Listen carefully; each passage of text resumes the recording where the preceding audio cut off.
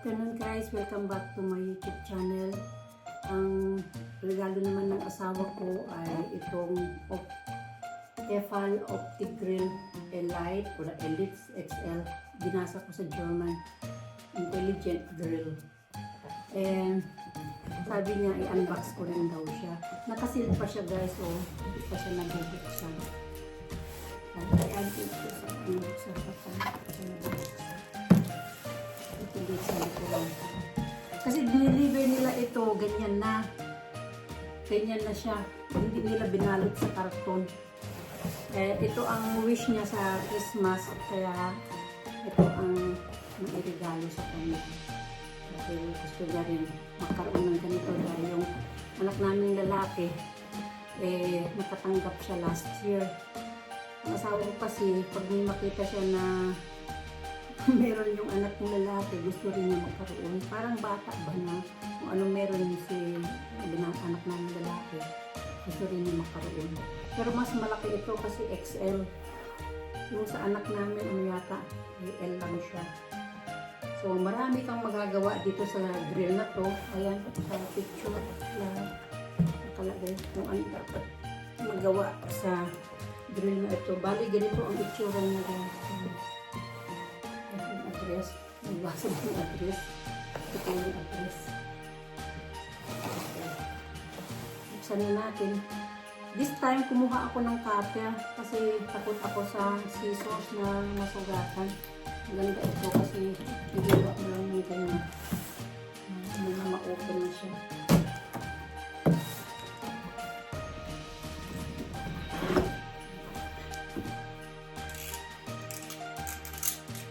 Buti na lang kamo, nakarating ito kahit na walang balot.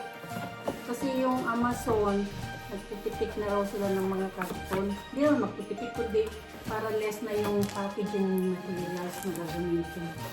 So, bali, ganito yung laman.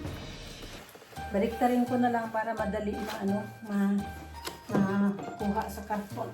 Ganyan. Tapos, iangat na lang itong karton.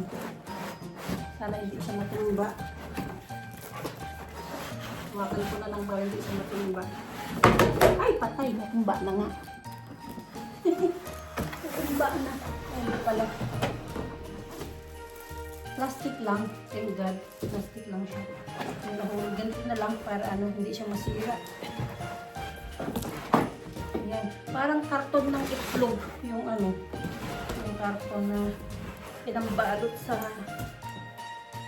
appliance. Meron ditong manual. Ang kapal ng manual. Siguro different kinds of languages siya. French, Netherlands, Deutschland, England, Italian, or Italy, Spain, Portugal, at saka ano yung EL? Yung EL, hindi ko alam ano yung EL. Parang ang dami. So, buksan na natin. Yung karton, parang muna sa tabi. Ayan, balot na balot. Ang daming packaging material din sa loob.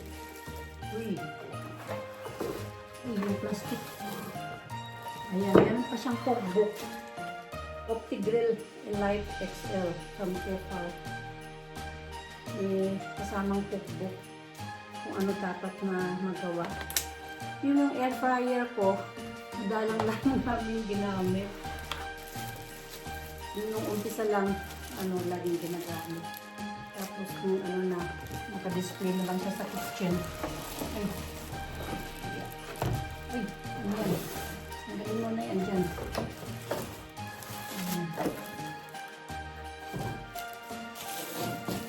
Ewan ko kung ano itong plastic na to.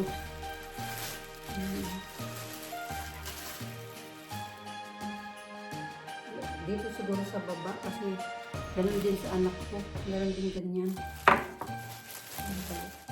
Magaling muna natin itong plastic. Nakabalot kasi ng plastic. Bigat. Ayan. Lahat nakabalot. Oh, bigat. Kaya ng isang kamay ko. Okay. Ganito lang muna. Plastic. ito may corner pa na papel. Ano ba tanggalin to? Nakapula. Parang nakadikit. Ayaw matanggal.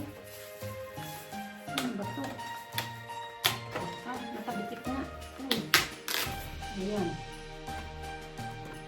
Nakalagay din dito lahat kung ano ang pwede mong magawa.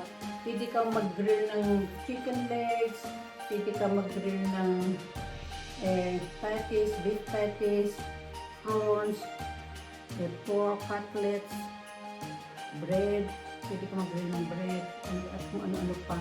Barbecue, pwede rin mag-grill ng steak, mag-grill ng sausages. 16 automatic cooking programs only on Elite XL. Oh, yun sa English yun. Tapos sa German naman, automatische Grillprogramme nur beim OptiGrill XL. Kaya pala XL ang binili ng asawa ko kasi nagagawa niya lahat. 16 programs. Ito lang muna itong mga plastic bag na.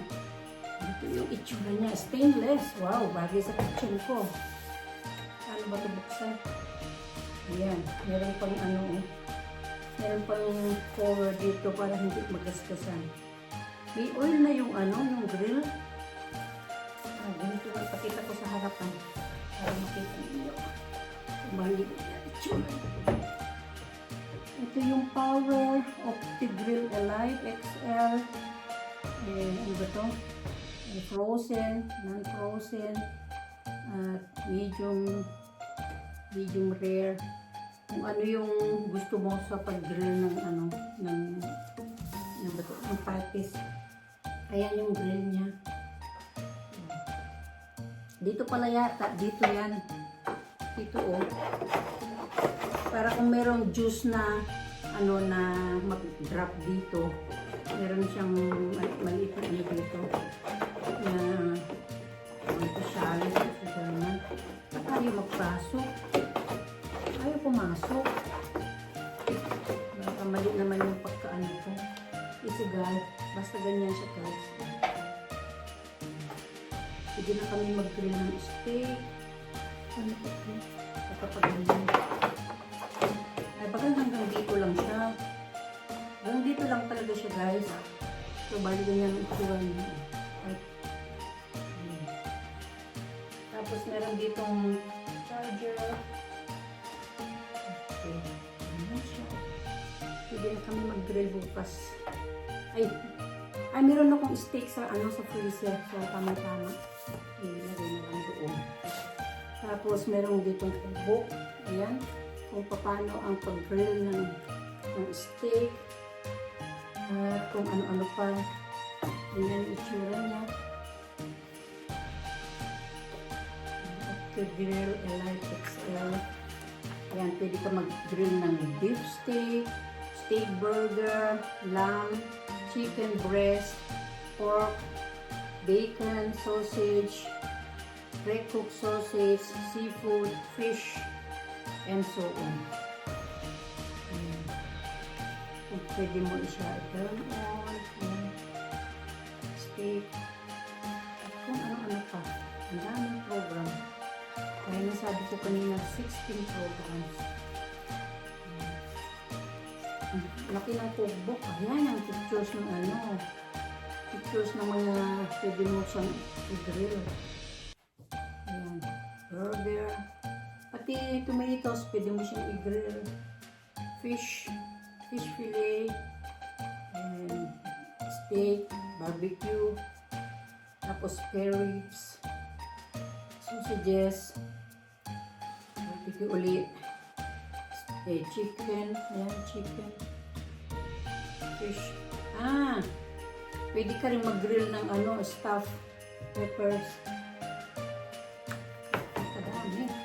Daming program na pwedeng gawin. Masubukan nga next week. Kasi sa dami, kaya pala makapal yung cookbook kasi maraming languages. Ayan, naman po. German. Una English, tapos German. Tapos, ano pang language na.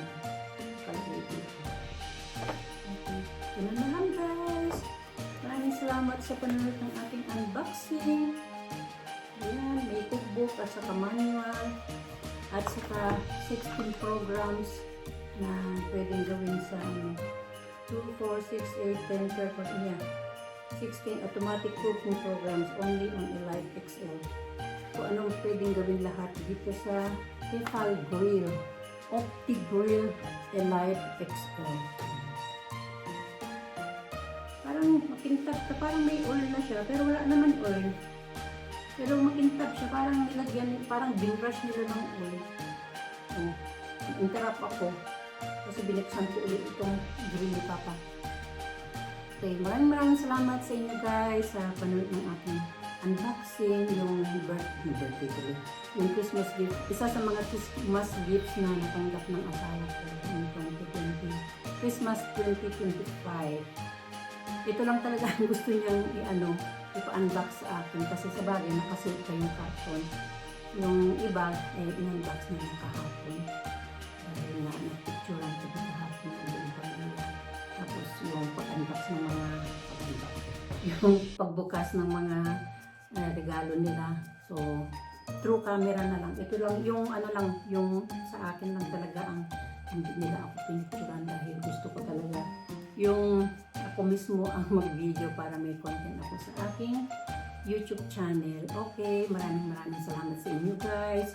Lalong-lalo na kay Chris at saka sa family ko sa Pilipinas, sa taga Tumarini, taga Pampanga, taga Manila, taga Santa Maria, and of course sa aking mga admins at sa aking mga co-members, aking hindi naman akin yung group, sa group ng mga sinalihan ko. Maraming salamat sa inyo guys.